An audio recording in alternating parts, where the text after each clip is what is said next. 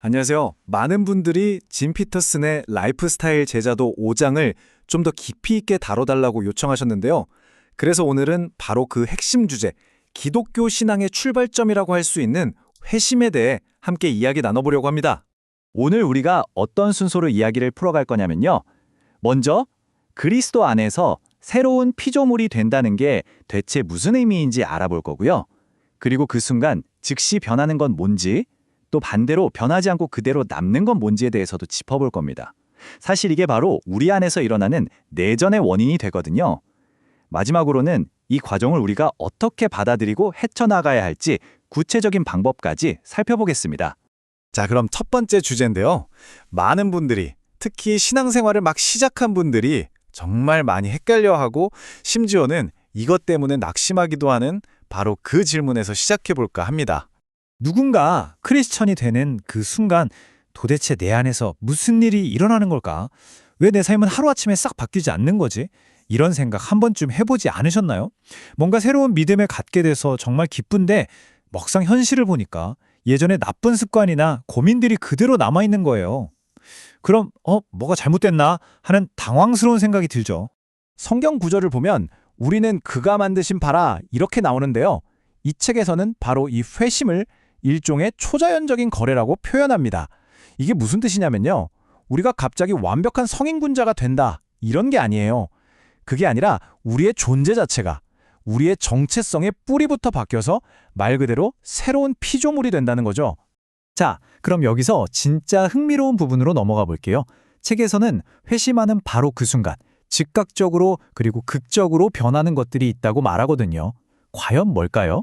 정말 놀라운 4가지 변화가 순식간에 일어난다고 해요. 첫째는 하나님 앞에서의 우리의 법적 신분. 이게 마치 법정에서 판결이 뒤집히는 것처럼 죄인에서 의인으로 완전히 바뀌는 거고요. 둘째, 내 노력과는 상관없이 그냥 선물로 하나님의 의를 받게 되는 겁니다. 셋째, 우리 안에 성령이 들어와 살기 시작하시고요.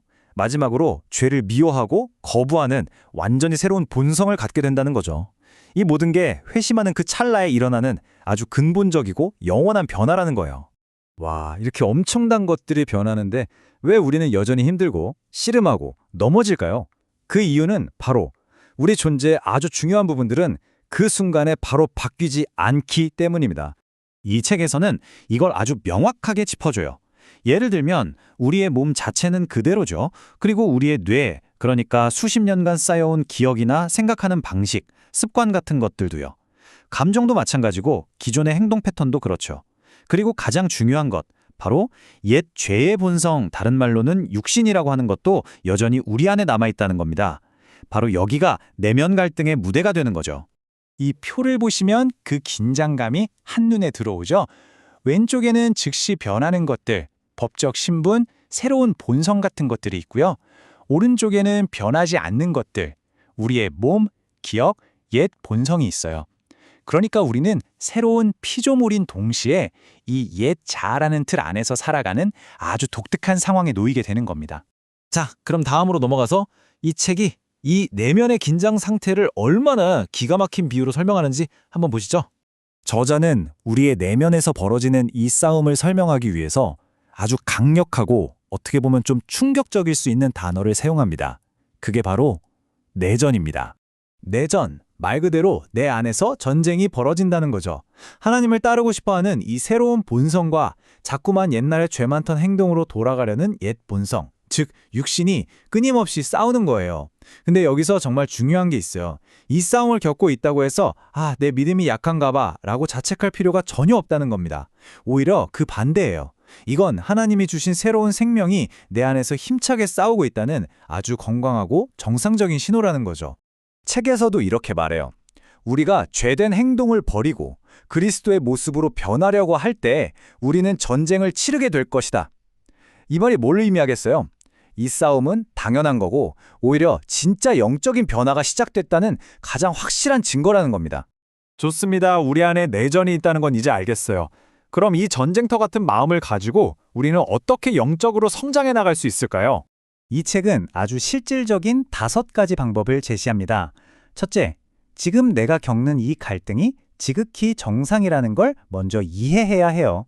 둘째, 내 생각대로 판단하지 말고 성경을 통해 하나님의 관점을 들어보는 거죠. 셋째, 혼자 싸우지 말고 나를 지지해주고 격려해줄 수 있는 공동체를 찾아야 합니다. 넷째, 괜찮은 척 하지 말고 나의 어려움과 실패에 대해 솔직해지는 연습이 필요하고요. 마지막으로 한두 번 넘어졌다고 포기하지 말고 실패 역시 과정의 일부로 여기고 인내하는 겁니다. 완벽한 결과에 집착하는 게 아니라 이 끈질긴 과정 자체에 집중하는 게 핵심이에요. 네, 이 문장이 오늘 내용의 핵심이라고 할 수 있겠네요. 내 안의 갈등은 실패의 증거가 아닙니다. 오히려 진짜 변화가 한창 진행 중이라는 증거죠.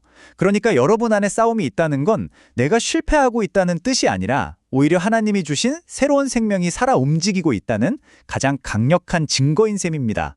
마지막으로 이 질문을 한번 생각해 보시면 좋겠습니다. 내 안에 이 싸움을 실패가 아닌 내전이라고 이해하는 것이 여러분의 영적 성장에 대한 관점을 어떻게 바꿔놓을 수 있을까요? 아마도 완벽해야 한다는 압박감에서 벗어나 이 변화의 과정을 좀 더 은혜롭게 받아들일 수 있게 되지 않을까요?